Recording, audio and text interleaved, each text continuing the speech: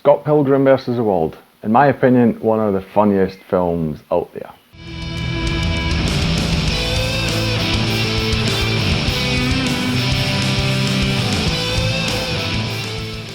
Hi, my name's Drew and welcome to another review video on Flying Wiener.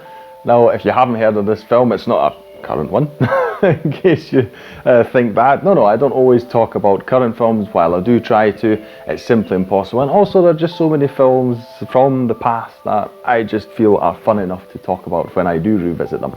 That is the case here, Scott Pilgrim versus the World. I haven't seen this film in probably, well, maybe even over 10 years. I'm not quite sure. I can't even remember when the last time was. Definitely a long time ago. But it's a film that I think is a lot of fun. I think it's really great. It is basically one of the best examples for what a video game film could look like, you know, because it's got so many elements of computer games and it just uses them so well in the film. I'm getting a bit ahead of myself, but if you're not familiar with the film, it actually came out in 2010, so it's already 12 years old. Unfortunately, it was a box office failure back then. I assume, I haven't looked into the reasons, but I assume it would have been that people had very, very different expectations, or they just didn't know what the film was actually supposed to be about.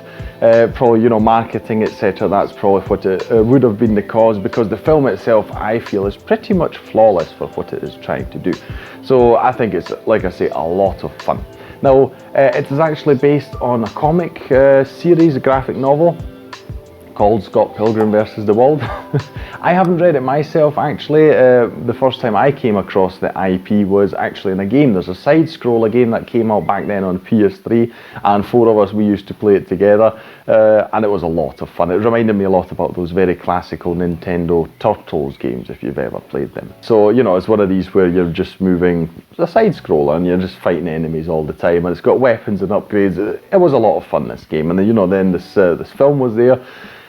Saw that. It is really, really good fun. I'm pretty sure I didn't see it in the cinema, probably because it wasn't even on my radar, you know, not being a fan of the of the comic, and I think the game I hadn't played by then. So yeah, so it just shows you the marketing, I feel, was quite off, because this is definitely a film for me. Now, starting like with every other review, what is it about? Now, the story is actually rather simple. We've got our main character, Scott Pilgrim, the titular Scott Pilgrim. He's played by Cera, and he is in a relationship, but he suddenly sees another girl that he is immediately taken by. Her name in the story is Ramona. She is played by Mary Elizabeth Winstead, and the thing here being that if he wants to be with her, there is this guild, I'll call it. It's quite silly, but you know, you just have to go with it. There are a lot of very silly things in this film. If you're that kind of person, you will not enjoy that film, you know, if you're not up for silly things. There are definitely silly things here. Like this one being that there's this guild, it's made up of her 7 ex-boyfriends, evil ex-boyfriends. I think that's what they're actually called in the story. They're her evil ex-boyfriends, and to get to Ramona, basically has to go through them. So he has to defeat every single one of them in combat. That is basically what the film is about. Now, that sounds absolutely silly. Yes, it does. But it's just so much fun going from our starting point to the end point of this story. It works so well because, as I said, it's got these kind of video game elements to it. So it quickly goes into surreal territory where we have things happening that, you know, just aren't real. So, you know, so we've got this border being crossed quite a lot in the film. Edgar Wright, who was the director here, was absolutely a great choice for this. He's obviously got the correct sensibilities to do this, because we've just got so many elements mashed into this whole thing, and they all just work. So it could be a really weird concept. It could feel really just silly, but in a bad way, you know. But here we have silly in the good way. It's the best way I can put it. And just so many things that work so well. There's a lot of special effects here, as you can imagine. So think about like Free Guy, if you've seen Free Guy. So we've basically got a real world, but it's got a lot of computer game elements added into it at times. So yes, there's a lot going on in that sense. That is also most likely the case why this film was as expensive as it was. Not expensive by today's standards, but definitely for something that is a rather niche thing, I'll call it. Definitely a bit of a risk for film studios, I could see that.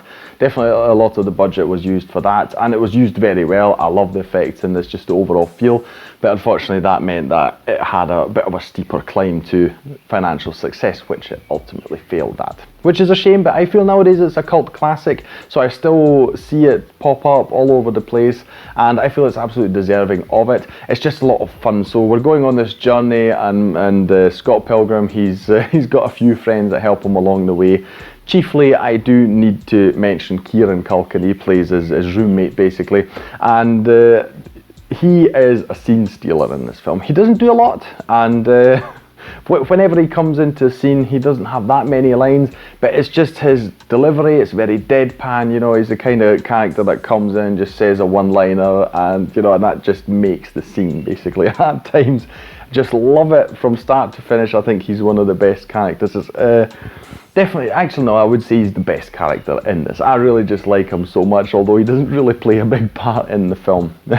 I do like Michael Cera in the role of Scott Pilgrim. I thought that they definitely chose someone who fits the role rather well. So he's supposed to be this sort of nerdy, geeky guy, and suddenly when he's battling these ex-boyfriends, we've got all this martial arts stuff going on, and you know, weird and wacky fights where they've got superhuman abilities like in a computer game, and I feel he does that all very well. It's actually very believable. It's very interesting, you know, when you see him you don't think that it would work so well, but they made it look incredible, really. So a really great job for the fight choreography and all these things.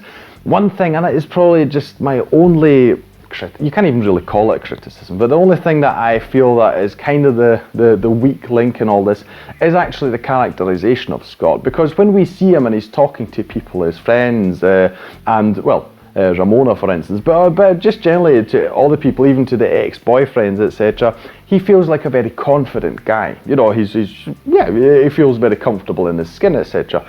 But then we get scenes where he's doing this stereotypical sort of geeky thing where he's just mumbling and he's all just a bit cowering and that.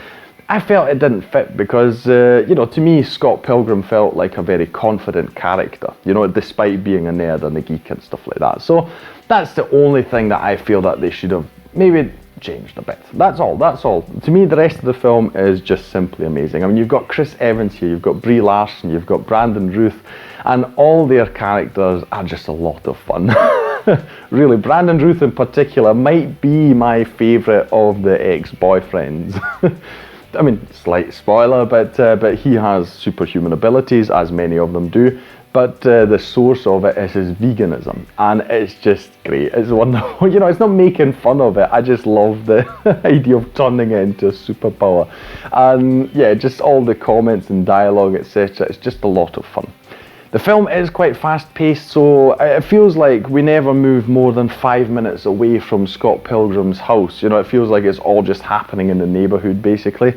And it's just very fast. The pacing is really fast. I don't feel it's too fast. I feel it's fitting for the story because we've got quite a lot that we have to get through, and 7 ex-boyfriends in particular.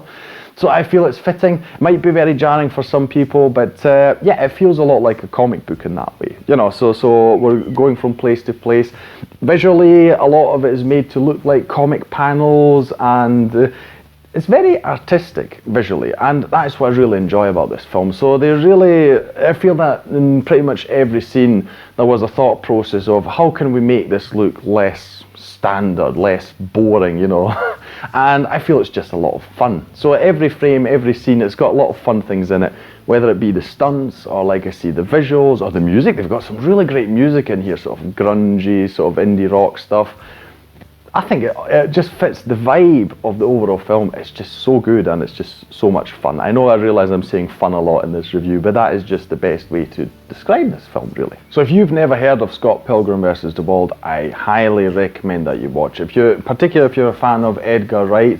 I talked recently about his film that came out last, which was Last Night in Soho. I'll leave a link to that at the end of this video.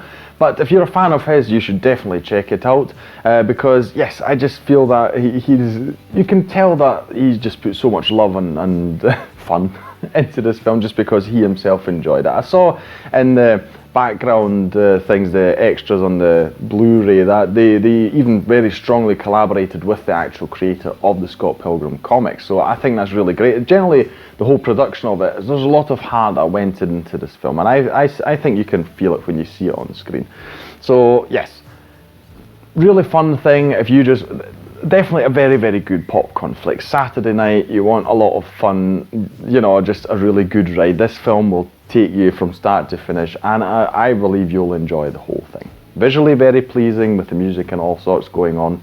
Yes, there's nothing I can say bad about this film, really. That'll be all from me today. If you enjoyed this film, please like, share and subscribe. That is the best way to support this channel. Leave a comment down below. Have you seen Scott Pilgrim versus the World? If you've read the comic, let me know, how does the film hold up versus the comic. Have you played the game? Because that really brings back some memories within me. But yes, comment on that, other Edgar Wright films, whatever, down below. I hope if there are other people out there who also find this as a cult classic, you know, just let me know down in the comments. That'd be great to see that I'm not the only one. I'll thank you again for watching, and I'll see you in the next video on Flying Wiener. Take care. Bye.